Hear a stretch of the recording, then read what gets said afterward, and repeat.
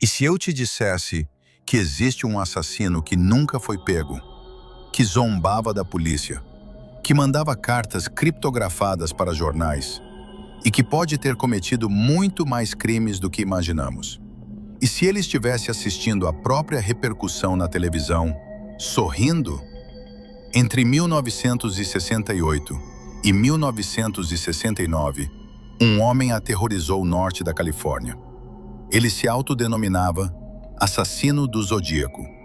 Mas a pergunta que permanece até hoje é simples e perturbadora. Quem era ele? E mais importante, por que nunca foi identificado? 20 de dezembro de 1968. Uma estrada deserta em Benícia. Um casal adolescente estaciona o carro. Nada fora do comum. Até que faróis aparecem na escuridão. Um homem sai do veículo. Silencioso. Calculado. Dispara várias vezes. Nenhum roubo. Nenhuma discussão.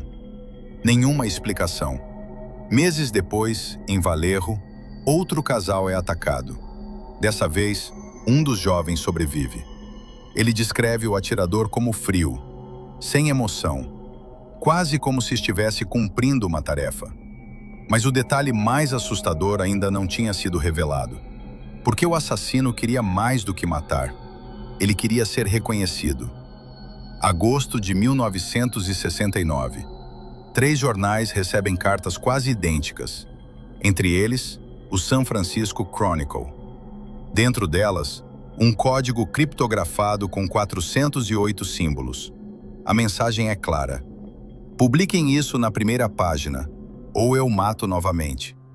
Ele assina com um símbolo estranho, um círculo com uma cruz no meio, e escreve um nome, Zodiac. Agora imagine a cena. Você é um editor de jornal. Tem nas mãos uma carta de um assassino. Se publicar, pode alimentar o ego dele. Se não publicar, alguém pode morrer. O código é resolvido dias depois por um casal comum. A mensagem dizia: eu gosto de matar pessoas porque é muito divertido. Não havia pedido de dinheiro. Não havia manifesto político. Apenas prazer. E é nesse momento que o medo toma conta da região da Baía de São Francisco. Mas o próximo ataque seria ainda mais perturbador.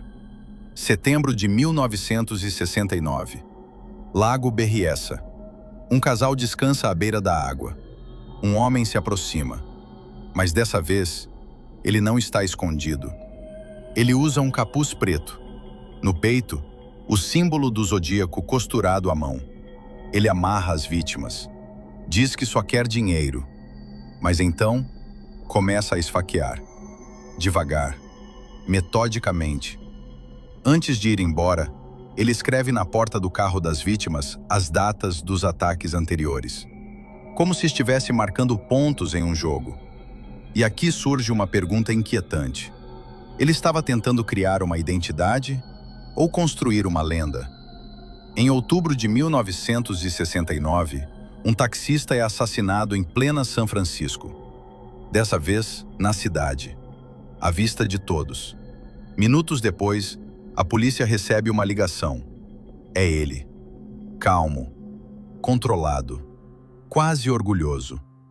Ele começa a enviar mais cartas, mais códigos. Alguns nunca foram totalmente decifrados. Em uma delas, ele afirma ter matado 37 pessoas.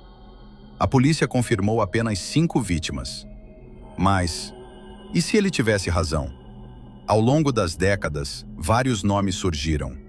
O principal deles, Arthur Lee Allen.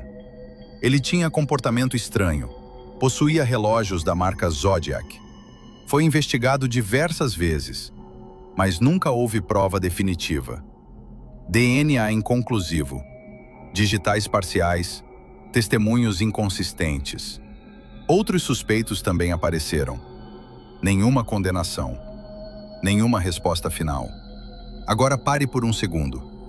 Imagine viver sabendo que um assassino escreveu cartas para a imprensa, brincou com a polícia e simplesmente desapareceu.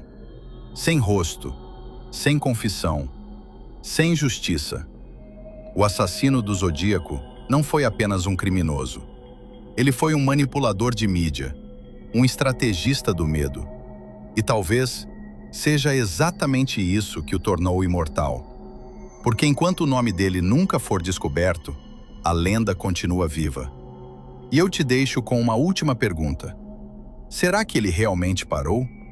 Ou apenas nunca mais foi reconhecido?